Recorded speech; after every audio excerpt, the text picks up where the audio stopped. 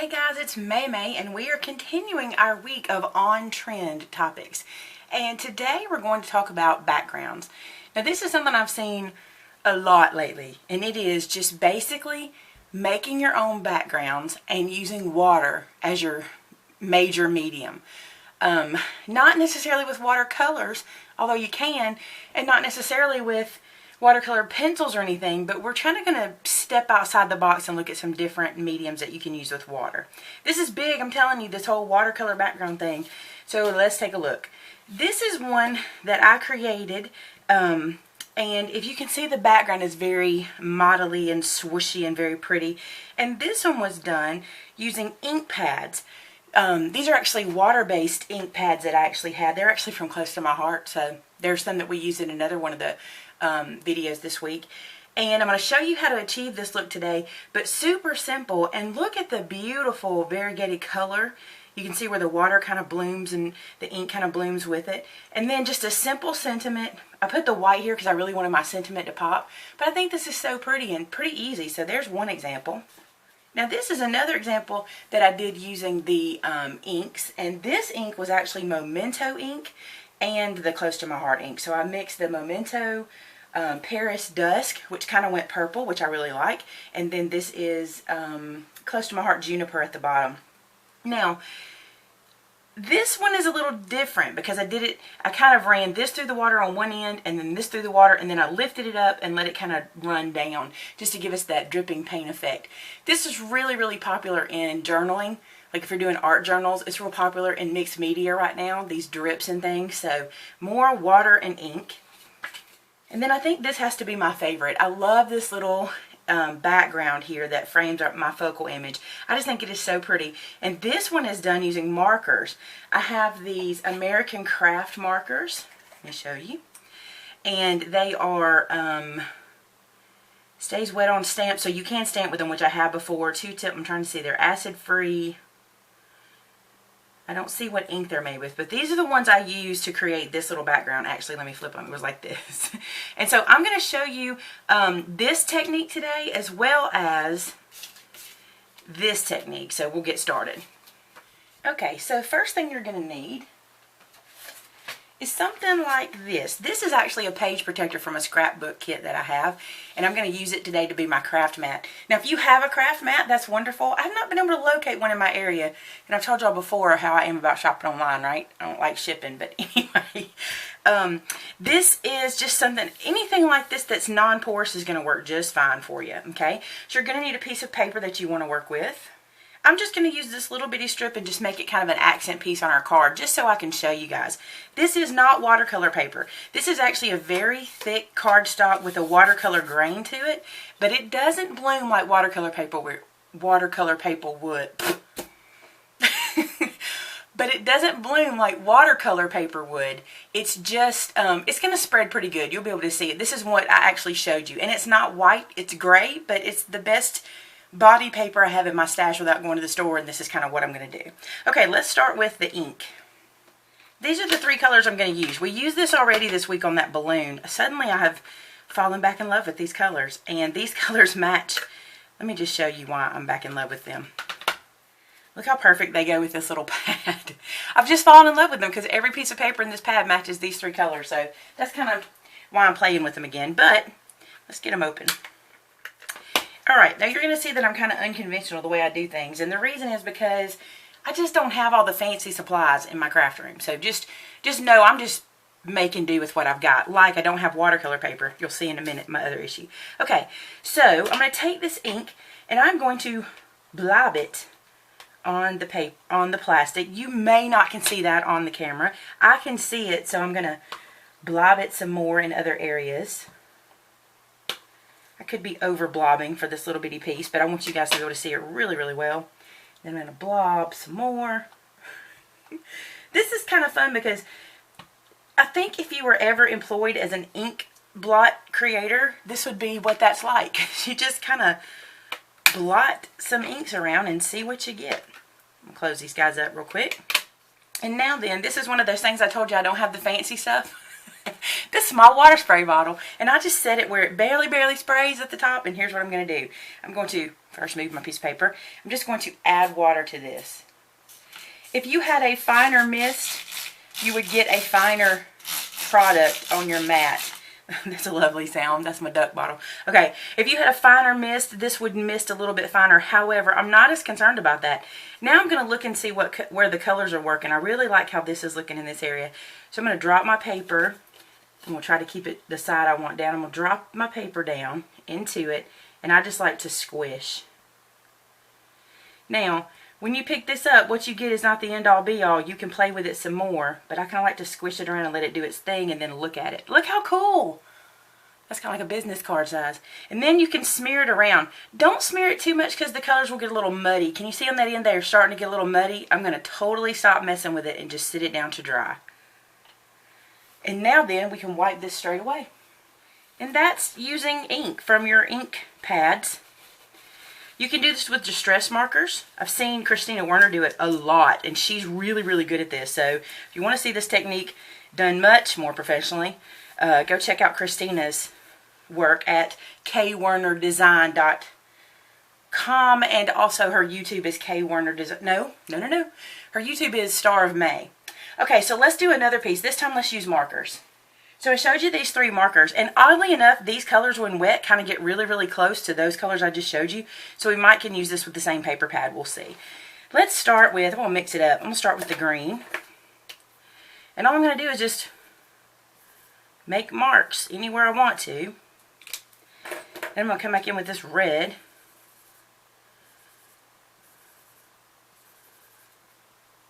And now I'm going to bring this yellow in to be a good blender of all of these colors. Oops, I don't like this end. I like to use the brush tip end.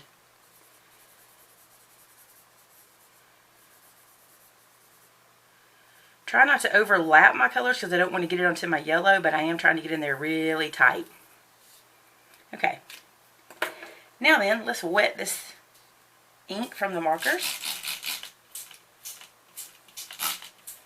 Look how pretty. And these I got really tight, so that looks good together. I don't know how well it showed up, but you'll see it when this flips around. Now I really love this spot. Just going to let it sit. And I'm just going to let it soak for a second without smushing or smearing it, and let's see what that looks like. Starting to lift up on this end for me. So that is the look you get without smushing it around at all. I'm going to get this little bit of ink off. It's not my favorite, the way it's pooling. Tap it around, and I'm going to leave it like that so we have another look. You don't have to smear it around. Let's smear some around though. Now this is a scrap of some white cardstock I've got that's not very thick. This is probably just some Recollections cardstock, but let's see what it looks like if we just play a little bit. Ooh, look how it bleeds through so fast. Just kind of picking it up. That's cool. I played with this cardstock last night a little bit when I was making the samples, and I didn't love how this one turned out because it really gets weak. But look at it. I mean, it's not bad. You can use this. I think that might turn out really cool, like in a scrapbook layout or something. That's really neat. Okay, let's pick up the rest of this off of here with this guy.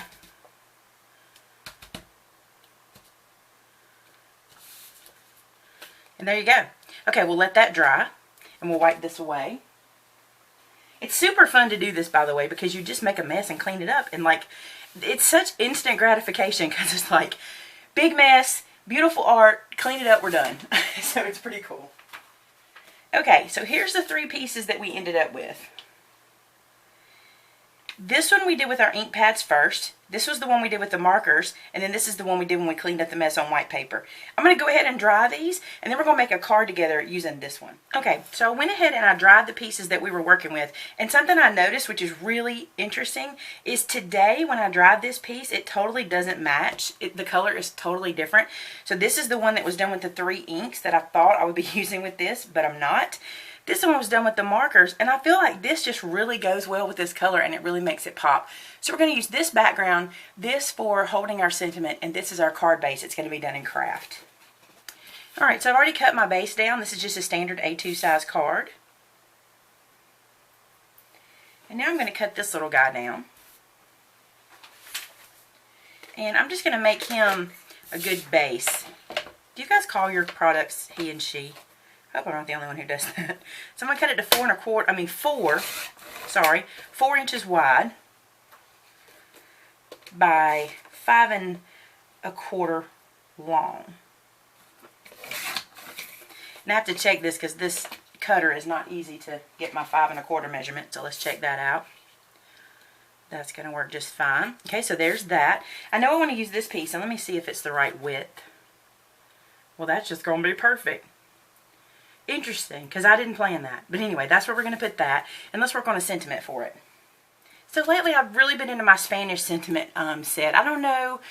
It's just kind of cool. I just really like it, and I've been messing with it a lot. And so I think I'm going to use another Spanish sentiment on this card. And I'm going to go back here, and I want to use this Congrats, Best Wishes, which is Felicidades. I'm going to use that really quick. So here is a piece of cardstock that's just craft to match the base. And I'm going to get Felicidades. I have to go to my wall here and get it off of my wall. Here it is. I'm going to pick it up with this way too big block for it, but I'm just going to use it anyway. You ever do that? Just grab what's close. That's what I do. Okay, and then ink.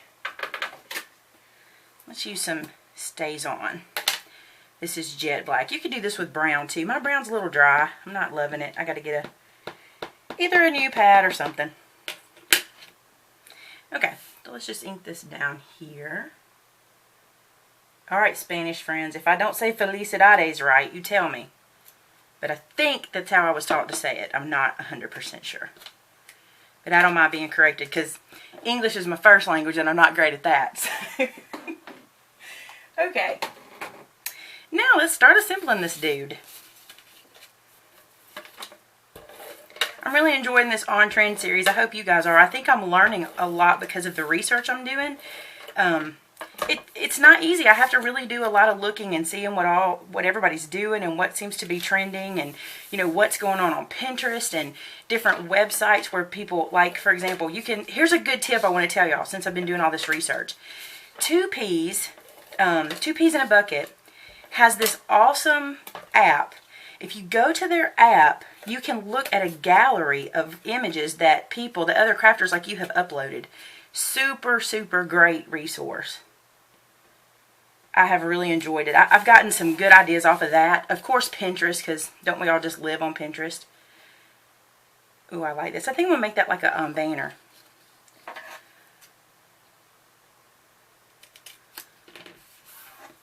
And I'm going to pop it up on some dimensionals. So, why do you do this? Why would you play with watercolor and things like that? If you're like me and I do have a lot of supplies, but I don't have an overabundance. And a lot of times I'll buy a piece of paper that I'm in love with, and I'll buy 4 or 5 sheets of it and not necessarily have a piece to go with it. And this is a great way to create your own pieces. So you also can decide to collect one thing or the other. So instead of collecting paper, you can collect ink, and then you'll have enough for when you need things. You'll have all these different colors. Or you could collect watercolors and do this. And that way, instead of having to have so many of everything, turn products that you have into products you can use. I just think it's a great way to go. Let's look at our samples one more time.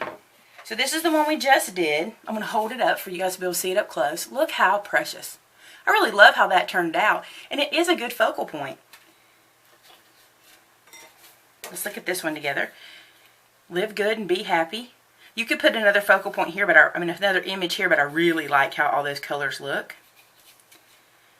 Let's check this one out. This has to be my favorite. I don't know, I love this one too now, but I really like this one. I think it just makes those pictures, these flowers just pop. And I like how you have red on this end and red on this end and then yellow in the middle and then green. I think that's kind of neat. I did not plan that way. And then this one is totally different for me.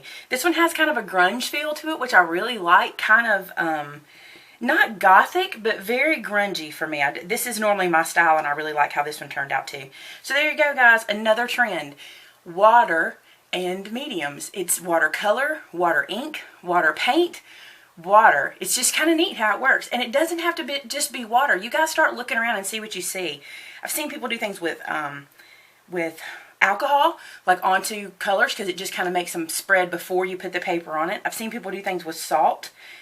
Just take a look at it out there. Look at all these mediums and create your own backgrounds. That's another trend right now. I hope you guys are enjoying it. Talk to me in the comments. Let me know what you're thinking, and I will see you tomorrow for another on-trend topic, and I look forward to it. Talk to you soon. Bye-bye.